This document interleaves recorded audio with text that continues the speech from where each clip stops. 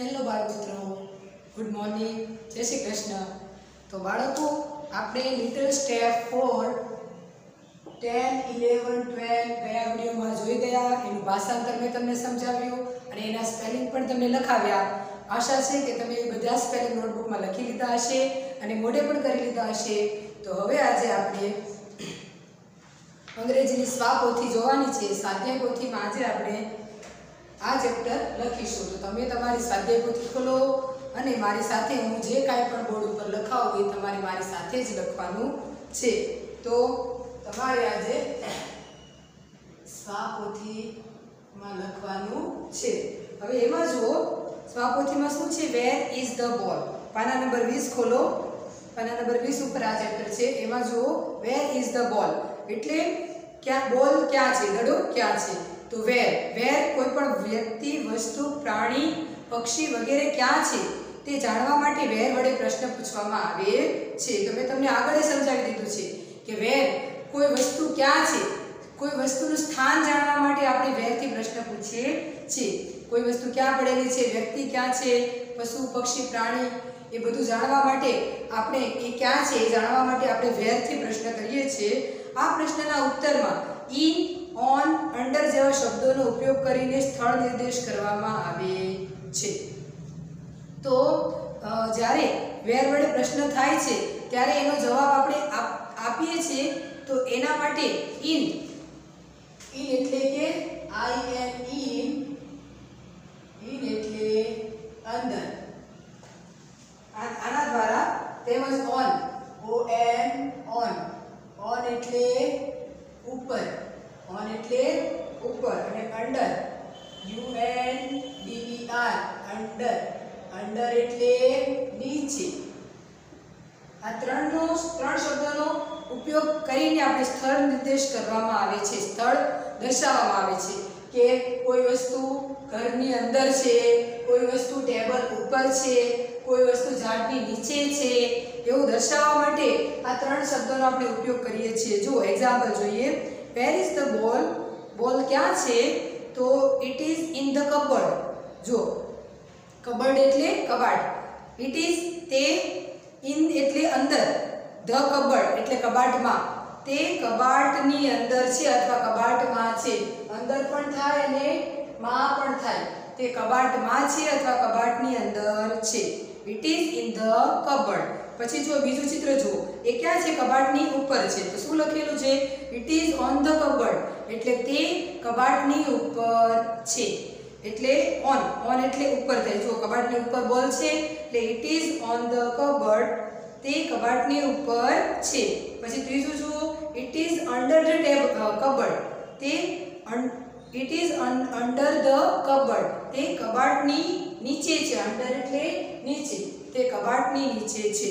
આ ઉદાહરણ દ્વારા તમને નીચેની આગળની ખાલી જગ્યાઓ જે છે, જે પ્રશ્નો છે એના ઉત્તર તમારે લખવાના છે. તો આપણે એ જોઈએ પ્રશ્ન નંબર 1 માં.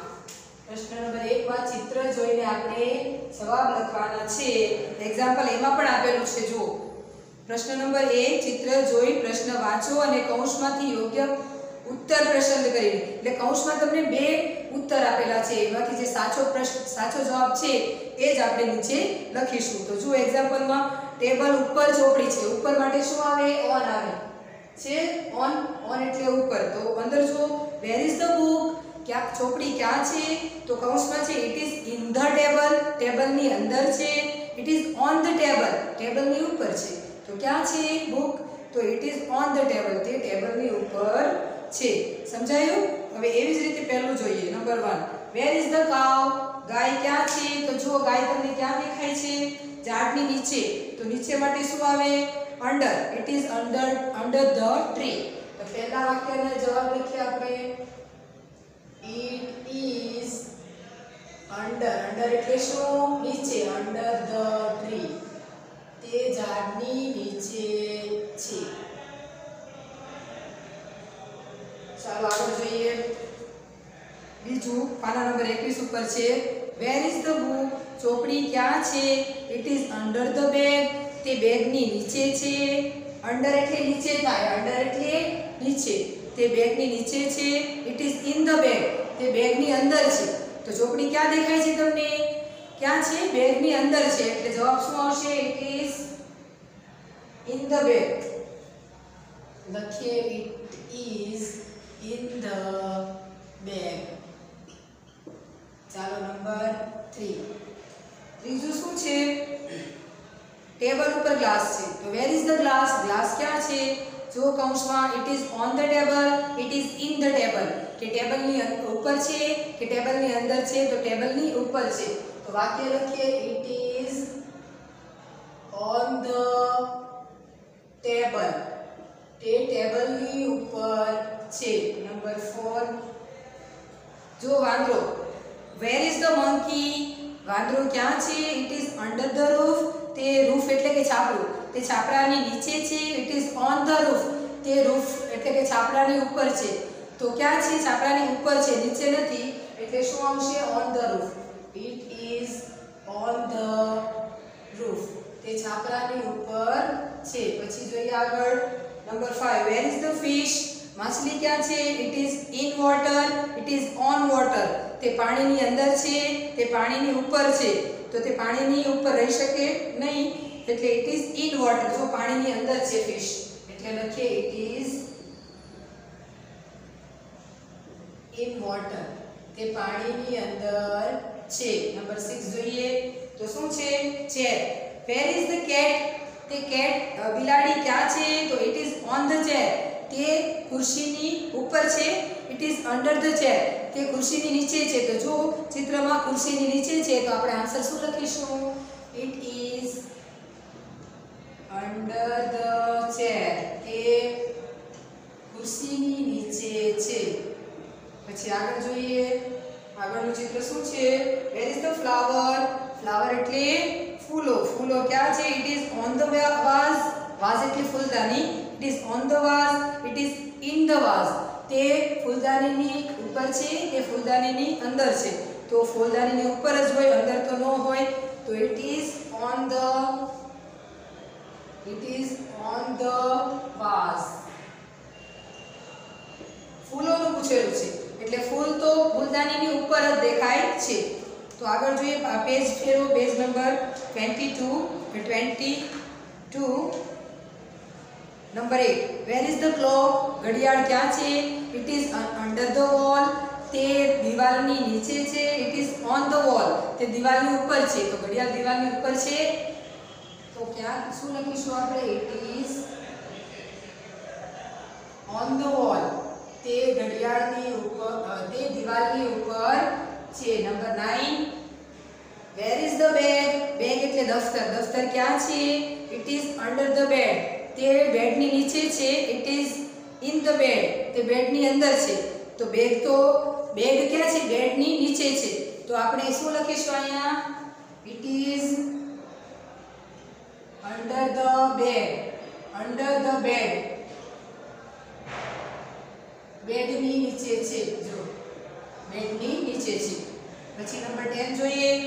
વેર ઇઝ ધ પોટ? પોટ એટલે ઘડો અથવા માટલું. માટલું ક્યાં છે? It is on the woman's head. તે સ્ત્રીના માથા ઉપર છે. It is under the woman's head.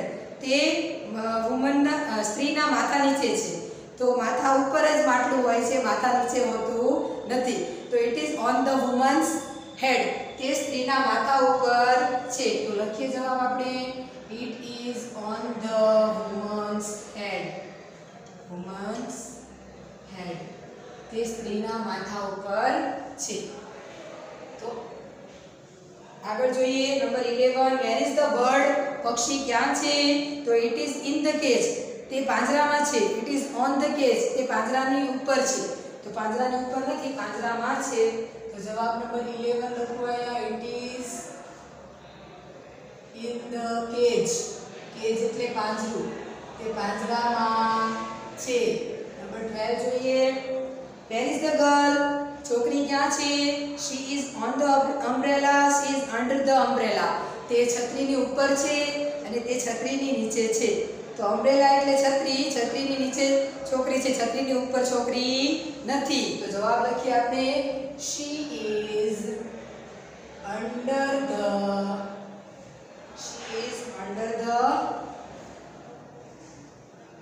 Umbrella, તે છત્રીની નીચે છે. આ પ્રશ્ન નંબર 1 અહીંયા પૂર્ણ થાય છે. હવે આગળની સમજૂતી જોઈએ અને એના આધારે આપણે પ્રશ્ન નંબર 2 લખીશું. તો શું છે? પાના નંબર 23 ઉપર જુઓ, વોટ ઇઝ ઇટ? તે શું છે? તો જવાબ તેમાં જુઓ, વોટ કલર ઇઝ ઇટ? તેનો રંગ શું છે? જો વોટ થી આપણે પ્રશ્ન કરવાનો છે. Vote is it? તે શું છે? કોઈ પણ વસ્તુ, પ્રાણી, પક્ષી વગેરે વિશે જાણવા માટે વોટ વડે પ્રશ્ન પૂછવામાં આવે છે. કોઈ પણ વસ્તુ, પ્રાણી, પક્ષી વગેરે નિર્જીવ વસ્તુ માટે જાણવા માટે આપણે વોટ થી પ્રશ્ન પૂછીએ છીએ કે તે શું છે એમ. What colour is it? તે કયા રંગનું છે? એટલે કલર વિશે પૂછવું હોય તો પણ આપણે વોટ થી જ પ્રશ્ન કરીએ છીએ. Vote colour is it? તેનો કલર શું છે? અથવા તે કયા કલરનું છે? તે કયા રંગનું છે? કોઈ પણ વસ્તુ, પ્રાણી, પક્ષી, ફળ, ફૂલ વગેરેના રંગ વિશે જાણવા માટે વોટ કલર ઇઝ ઇટ પ્રશ્ન પૂછવામાં આવે છે. હવે એક્ઝામ્પલ જોઈએ. What is it? તે શું છે? It is a lemon. તે લીંબુ છે. જો બાજુમાં લીંબુનું ચિત્ર છે. પછી એમાં બીજો પ્રશ્ન છે કે વોટ કલર ઇઝ ઇટ? તેનો રંગ શું છે? તે કયા રંગનો છે? તો એનો આન્સર શું છે? It is yellow. તે પીળું છે. સમજાયું? એવી જ રીતે અહીંયા આપણે વાક્યોમાં કલર બતાવવાના છે. પહેલા વસ્તુનું નામ દર્શાવવાનું છે અને પછી એનો કલર દર્શાવવાનો છે. પછી વોટ ઇઝ ઇટ? તે શું છે? તો ઇટ ઇઝ અ સ્વાન. તે હંસ છે. જો હંસનું ચિત્ર છે. પછી વોટ કલર ઇઝ ઇટ? તે કયા રંગનો છે? તો ઇટ ઇઝ વ્હાઇટ. તે સફેદ છે. સમજાયું? આ ઉદાહરણના આધારે જ આપણે પ્રશ્ન નંબર 2 કરીશું. તો પ્રશ્ન નંબર 2 જુઓ. ચિત્ર જોઈ પ્રશ્ન વાંચો અને કૌંસમાંથી યોગ્ય ઉત્તર પસંદ કરીને લખો. તો જો એક્ઝામ્પલ જુઓ. કાગડો છે. કાગડાનું ચિત્ર છે. તમને પ્રશ્ન શું પૂછેલો છે? Vote is it? તે શું છે? તો તમે આન્સર લખી શકો. It is a crow. તે કાગડો છે. અને બીજો સવાલ શું છે કે વોટ કલર ઇઝ ઇટ? તેનો રંગ શું છે? અથવા તો તેનો કલર તે કયા રંગનો છે? તો ઇટ ઇઝ બ્લેક. તે કાળા રંગનો છે. તમને 2 જવાબ પણ આપેલા છે. એમાંથી સાચો જવાબ શોધીને તમારે લખવાનો છે. તો આપણે શરૂઆત કરીએ પ્રશ્ન નંબર 2. પ્રશ્ન નંબર 2. પ્રશ્ન નંબર 1 માં વેર હતું. વેર થી આપણે આન્સર વેર થી પ્રશ્નના જવાબના આન્સર કર્યા હતા. અહીંયા વોટ થી છે. બરાબર? હવે એમાં જોઈએ નંબર 1. નંબર 1 જો ચિત્ર છે ને તમને દેખાય છે. તો ચિત્ર છે વાદળા. તો વોટ કલર ઇઝ ઇટ? તેનો વોટ ઇઝ ઇટ? તે શું છે? તો પહેલા તમને શું દેખાય છે? It is the sun. સૂર્ય દેખાય છે? નહીં. It is a cloud. તે વાદળું છે. બરાબર? તો એનો જવાબ લખીએ પહેલાનો. It is a cloud. તે વાદળું છે. આ પહેલાનો જવાબ છે. હવે એમાં ને એમાં બીજું જોઈએ.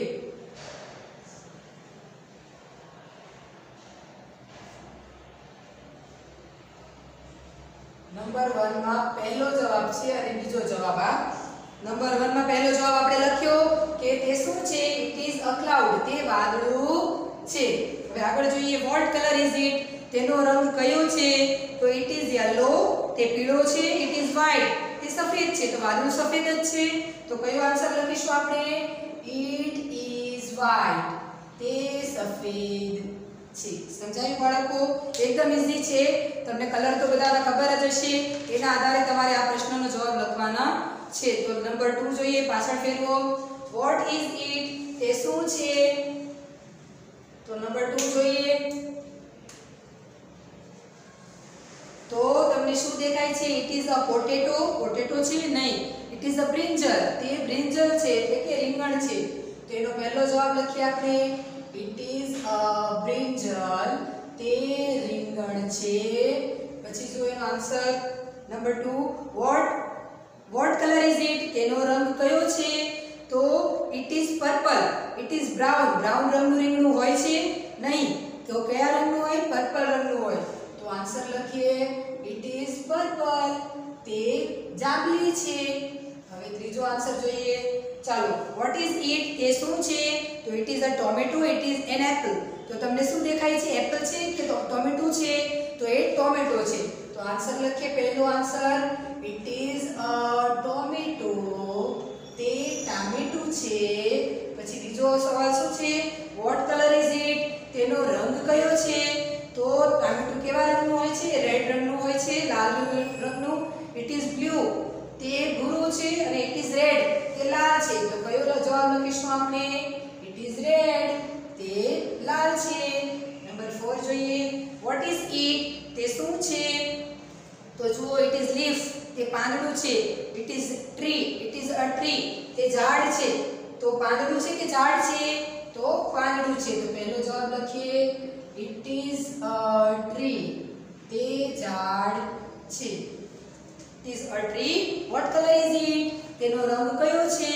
તો it is green, it is black. તો ઝાડ બ્લેક રંગનું હોતું નથી, ગ્રીન કલરનું હોય છે, એટલે ઇટ ઇઝ ગ્રીન, તે લીલું છે.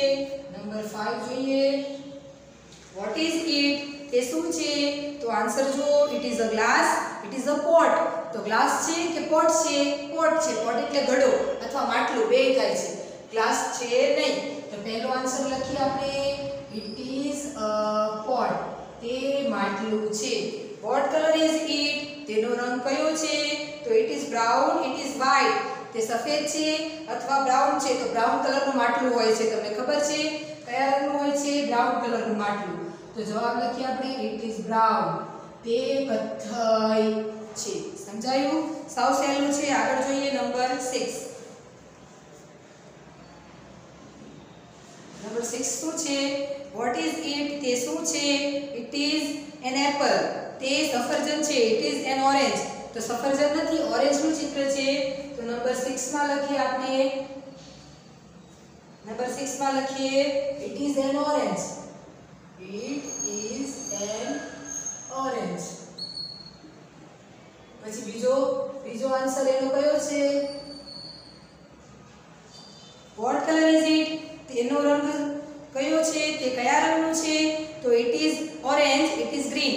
તો ઓરેન્જ કયા રંગની હોય છે? ઓરેન્જ કલરની જ હોય છે, ગ્રીન કલરની હોતી નથી. તો એનો આન્સર લખીએ આપણે, ઇટ ઇઝ ઓરેન્જ, તે કેસરી રંગની છે.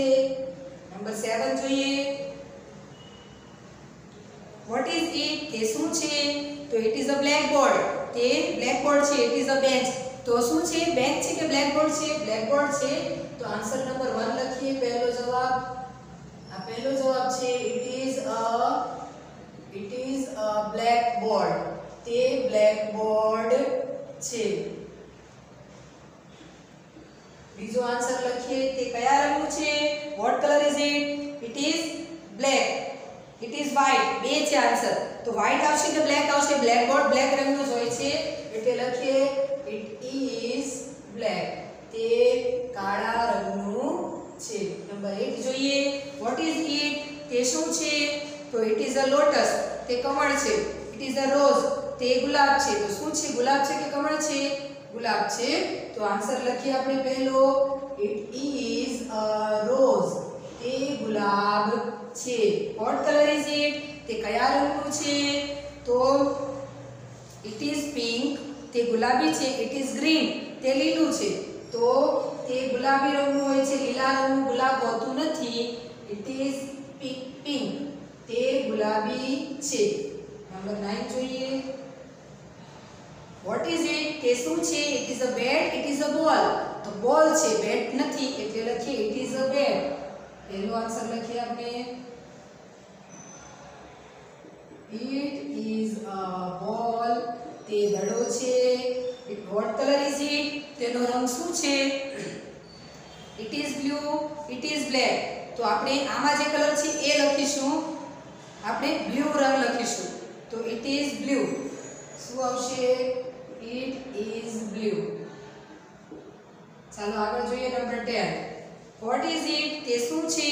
તો it is a mango, it is a banana. તો બનાના છે, મેંગો નથી. તો પહેલો આન્સર લખીએ, ઇટ ઇઝ અ બનાના, તે કેળું છે. Vote colour is it? તેનો રંગ કયો છે? તે કયા રંગનું છે? તો it is red, it is yellow. તો બનાના રેડ કલરનું નથી હોતું, યલો કલરનું હોય છે, એટલે એનો આન્સર લખીએ, ઇટ ઇઝ યલો, તે પીળા રંગનું છે. તો આ બાળકો આપણે પ્રશ્ન નંબર 1 અને 2 જોઈ ગયા. સ્વાપોથીમાં અને બધા આન્સર મેં તમને અહીંયા લખાવી દીધેલા છે. જો તમારા બાકી રહી જતા હોય તો તમે એનો સ્ક્રીનશોટ લઈ લ્યો.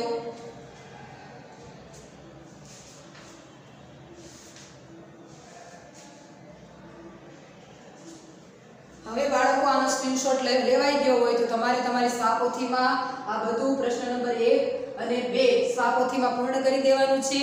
હવે આની પછીનો આપણે બીજા વિડીયોમાં જોઈશું. ત્યાં સુધી ઘરે રહો, સુરક્ષિત રહો, બહાર નીકળો તો માસ્ક પહેરજો.